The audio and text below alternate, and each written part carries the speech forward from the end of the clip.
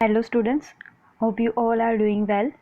In the previous video, we learned about addressing processes, transport services available to applications, transport services provided by the internet, about internet applications and about web and HTTP. Now today we are going to learn about HTTP connection types and HTTP message format. So let's start with the HTTP connection types. So there are two types of HTTP connections. One is non-persistent HTTP and second is persistent HTTP. So in this we need to decide the connection is persistent connection or connection is non-persistent connection. Client server communication में क्या होता है कि client server को बहुत सारे request भेजता है और सर्वर उन सभी रिक्वेस्ट को रिस्पॉन्स करता है पर्टिकुलर टाइम पीरियड के अंदर. उसमें एप्लीकेशन डेवलपर जो है उसको भी कुछ डिसीजन लेने होते हैं कि कनेक्शन कौन सा होगा, परसिस्टेंट कनेक्शन होगा कि नॉन परसिस्टेंट कनेक्शन होगा.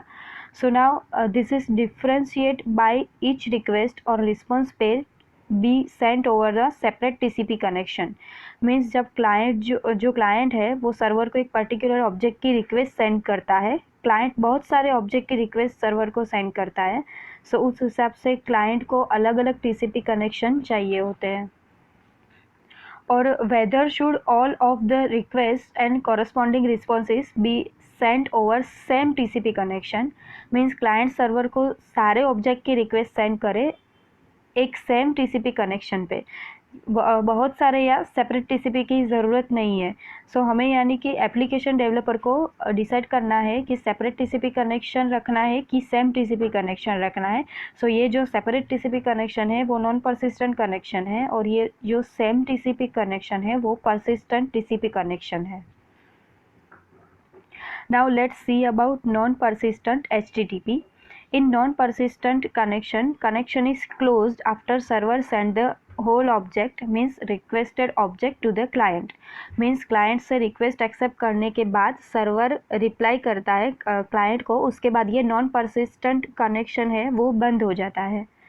ये जो connection होता है request और response का, उसमें ऐसा होता है कि एक ही टाइम पे एक object की request send होती है और client साइड से एक ही रिक्वेस्ट सेंड होती है और सामने से रिस्पॉन्स आता है सर्वर साइड से.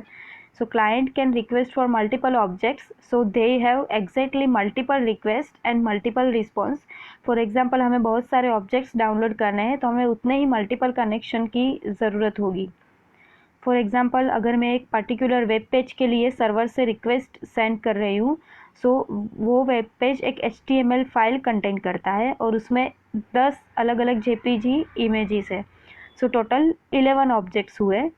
टोटल 11 रिक्वेस्ट होगी और 11 रिस्पॉन्स हो गए. In non persistent HTTP the default mode of HTTP version is 1.0 is a non-persistent connection. So now let's understand it with example. यहाँ पे एक URL है www.sumschool.edu. ठीक है. www.sumschool.edu/some-department/home.index. here www.sumschool.com है वो होस्ट नेम है, मीन्स स्कूल की वेबसाइट का नाम है. और जो सम डिपार्टमेंट एंड home.index है वो पाथ है वेब पेज का. Let's see first from the client side.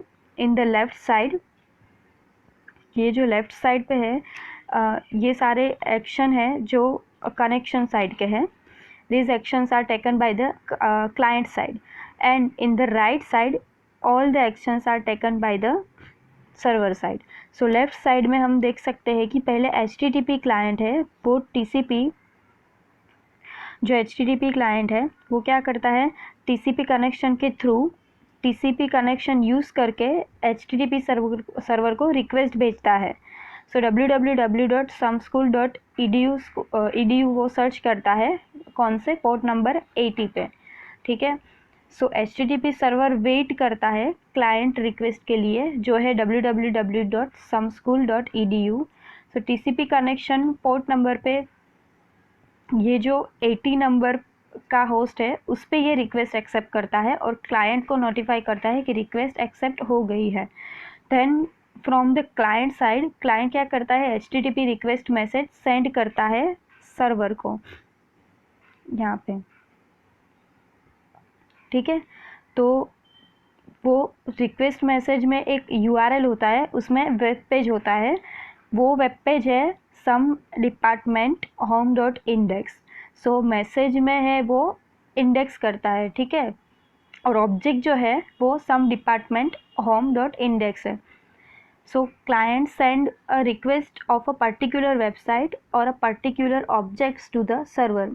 Now on server side HTTP request message receive करता है, उसमें प्रोसेस करता है और क्लाइंट को रिस्पॉन्स करता है रिस्पॉन्स मैसेज के फॉर्म में। So response message requested object connection,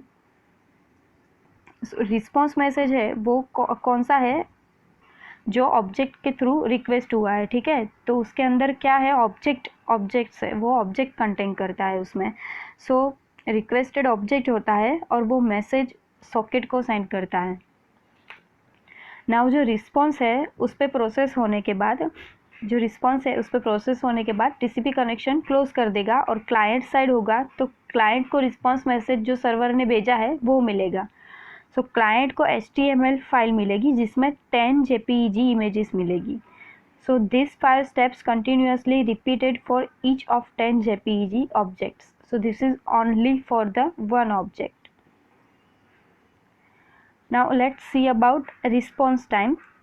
means client side से रिक्वेस्ट सर्वर साइड पे पहुंचने के लिए और सर्वर साइड से रिस्पॉन्स क्लाइंट साइड तक पहुंचने के लिए जितना टाइम लगा वो है रिस्पॉन्स टाइम, ठीक है। So packet traversing response time means a time for a small packet to travel to server and from server to client, it is known as a RTT, round trip time. So the HTTP response time means 1 RTT round trip time to initiate first TCP connection, means एक TCP connection में एक round trip time लगता है। And second RTT time for HTTP request and first few bytes of HTTP response to return. And file transmission time, it means जो object request किया गया है client side से server side तक, उसमें transmission में जितना टाइम गया है वो है फाइल ट्रांसमिशन टाइम। उस फिगर में हम देख सकते हैं कि क्लाइंट साइड से एक TCP कनेक्शन इनिशिएट हुआ है, तो वो TCP कनेक्शन के थ्रू सर्वर को रिक्वेस्ट सेंड करता है। उसके बाद सर्वर क्लाइंट को नोटिफाई करता है कि रिक्वेस्ट मिल गई है, तो ये हुआ 1 RTT टाइम, ठीक है। बाद में क्लाइंट एक रिक्वेस्ट फाइल भेजेगा सर्वर को, ये रिक्वेस्ट फाइल सर्वर क्लाइंट को भेजेगा, ठीक है। सो सर्वर वो रिक्वेस्ट प्रोसेस करने के लिए थोड़ा टाइम लेगा। सो वो क्या होगा, रिस्पॉन्स टाइम। तो ये जो इतना टाइम हुआ है वो क्या होगा, रिस्पॉन्स टाइम। और we can say that transmitting time of file and file received at client side, so this is second RTT। And third is जो टाइम है फाइल रिसीव करने का जो कि क्लाइंट ने रिक्वेस्ट की थी। सो सबको मर्ज करके देखें तो RTT 1 है वो TCP कनेक्शन इनिशिएशन टाइम हुआ, सेकंड RTT वो है जो रिक्वेस्ट ट्रांसमिशन टाइम है, और थर्ड RTT है वो रिसीव्ड फाइल ट्रांसमिशन टाइम है।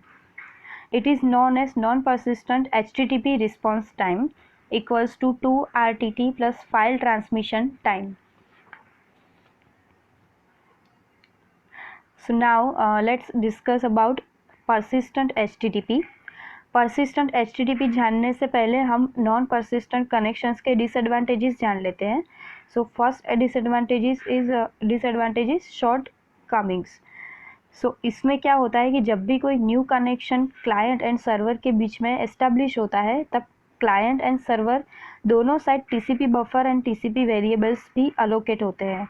सो इससे दोनों side client side and server side burden create होगा, बिकॉज बहुत सारी means 100 of different request are increasing. So जितनी सारी रिक्वेस्ट क्रिएट होगी उतना ही वेब सर्वर में बर्डन क्रिएट होगा। Many of the clients send requests simultaneously, so it have kept buffer and it kept all of the TCP variables.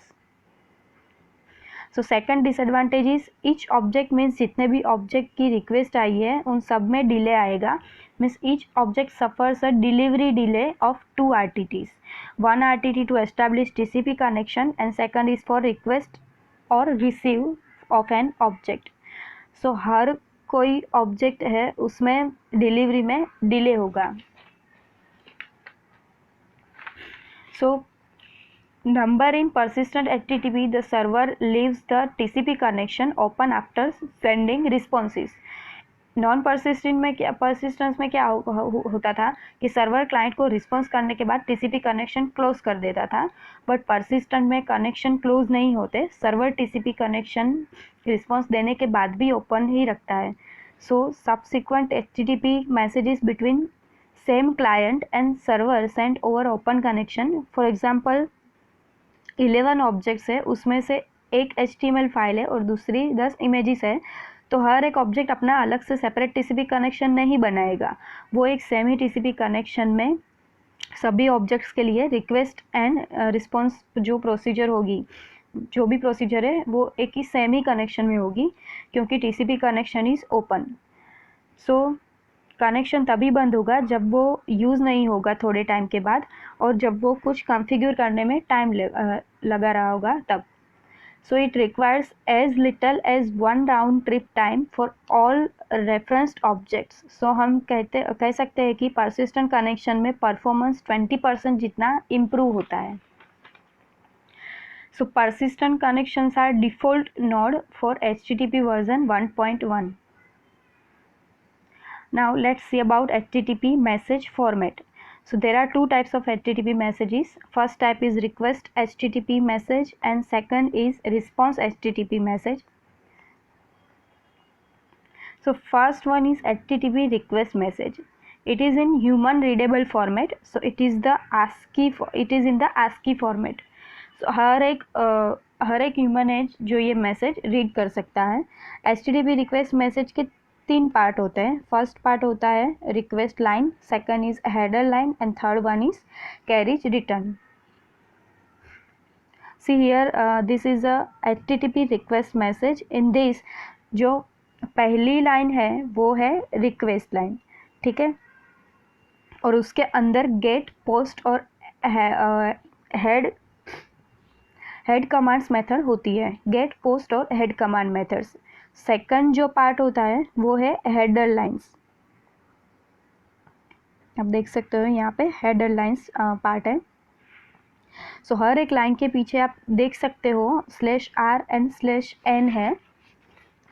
सो और last में पूरे मैसेज के एंड में जो कैरेज रिटर्न लाइन होती है स्टार्टिंग में, वो इंडिकेट करता है कि हेडर लाइंस ख़त्म हो चुकी है, means end of the header lines, वो इंडिकेट करता है मैसेज कंप्लीट हो चुका है। सो रिक्वेस्ट मैसेज में रिक्वेस्ट लाइन के अंदर 3 फील्ड्स होती है। First field is method field, second field is URL field and third field is HTTP version field.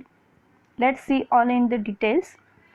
The method field जो है get, post, head, put and delete, ये सब basic commands है और सबकी डिफरेंट वैल्यूज होती है। सो this is method field command, यहाँ पे है वो मेथड फील्ड कमांड है, ठीक है। सो ये है वो गेट मेथड है यहाँ पे। सो आपने आगे की फिगर में जो देखा है कि ब्राउज़र एक ऑब्जेक्ट, वो ऑब्जेक्ट है सम डायरेक्टरी /page.html के लिए रिक्वेस्ट करता है। सो ये जो URL है somedir/page.html वो है URL field and third field is HTTP version field, means it can be persistent और it can be not persistent, ठीक है। So in this example the version is HTTP 1.1. So now host header line, इसमें जो host है वो है www.net.cs.umaas.edu. When client request to the server URL is specified here, in that the object is stored. Now in HTTP response message, so HTTP response message consists 3 parts. First is status line, second one is header line, and last is data, which is entity body. So in this response message, look at the first line. So it is a status line, और line के last में carriage return and line field character जो है /r and /n in end of the each message line and in end of the whole message header line body. Then third part is a data part. वो क्या है? वो है actual HTML data part, जो server में से response मिलता है क्लाइंट को, वो वाला पार्ट। HTTP रिस्पॉन्स मैसेज की फर्स्ट लाइन होती है वो स्टेटस लाइन होती है। ये जो फर्स्ट लाइन है वो है स्टेटस लाइन, ठीक है। और स्टेटस लाइन का जो भी फर्स्ट पार्ट होता है वो होता है प्रोटोकॉल वर्जन, मीन्स HTTP 1.1। सो हम फिगर में देख सकते हैं कि सर्वर HTTP 1.1 वर्जन यूज़ कर रहा है। Second one is the status code, ठीक है। तो यहाँ पे जो 2000 है वो क्या है? स्टेटस कोड है, ठीक है। तो third is a corresponding status message, means यहाँ पे जो ओके है वो, यहाँ पे जो ओके दिख रहा है वो क्या है? उसका मतलब है कि सर्वर कनेक्शन ओके है, that means everything is okay. Next is date field. So date header line indicate करती है कि किस टाइम पे और किस डेट पे HTTP रिस्पॉन्स क्रिएट हुआ और किस टाइम पे रिस्पॉन्स सेंड हुआ। Next is server. Server header जो है, सर्वर हेडर जो है वो सर्वर हेडर लाइन इंडिकेट करता है कि मैसेज है वो सर्वर के थ्रू जनरेट हुआ है और वो जिस सर्वर से जनरेट हुआ है उसका नाम भी बताता है। सो यहाँ पे सर्वर का नाम और वर्जन लिखा हुआ है और साथ में ऑपरेटिंग सिस्टम का नाम भी है CentOS। Next one is last modified. यहाँ पे आप देख सकते हैं लास्ट मॉडिफाइड। सो ये जो लास्ट मॉडिफाइड है उस फील्ड में ऑब्जेक्ट जब क्रिएट होता है और मॉडिफाइड करता है उसका टाइम बताता है। सो हम देख सकते हैं कि object was created earlier from 26 सितंबर 2010। ये क्या है? ये सेंडिंग रिस्पॉन्स टाइम है, और ये जो है हमारा लास्ट मॉडिफाइड वो कौन सा टाइम है? ये है object created time on 30 October 2007. So next one is content length, means the size of the object being sent. So server से क्लाइंट को जो भी ऑब्जेक्ट सेंड हुआ है उसकी total size.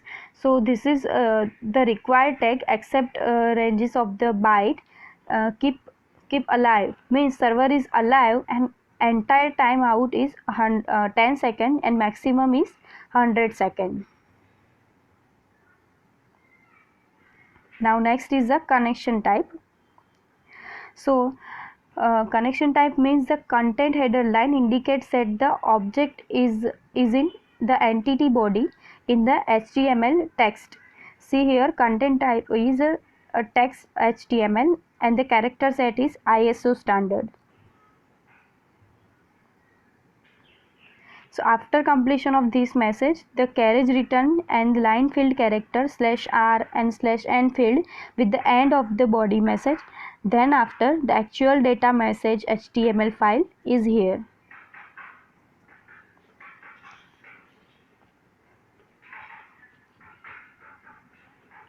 So now HTTP response status codes, means this status codes the first line previous slide. We can say here is the status line. So the status code appears in the first line in the server to client response message. So here are some stated some sample codes of for example 200 okay 200 okay, means जो request भेजी है वो successfully पहुंच गई है server को, और जिस ऑब्जेक्ट के लिए हमने रिक्वेस्ट की है वो कम्प्लीटली ओके है, मीन्स सही है। Second one is 301 moved permanently, means object हमने जो रिक्वेस्ट करा है वो एक जगह पे से दूसरी जगह पे मूव हो चुका है। सो URL है वो ये लोकेशन पे चला जाएगा सर्वर पे, जो भी URL है वो एक नए डिफरेंट लोकेशन पे चला जाएगा। 400 बैड रिक्वेस्ट मीन्स जो रिक्वेस्ट मैसेज है वो प्रॉपर फॉर्मेट में नहीं है, means that server can not understand the requested message URL, so it reply 400 bad request message. Next is 404 not found means जो ये डॉक्यूमेंट और ऑब्जेक्ट के लिए रिक्वेस्ट की है क्लाइंट ने, वो सर्वर के पास नहीं है, सर्वर में वो मिल नहीं रहा है। Next is a 505 HTTP version not supported means HTTP protocol version is not supported by the server. Thank you.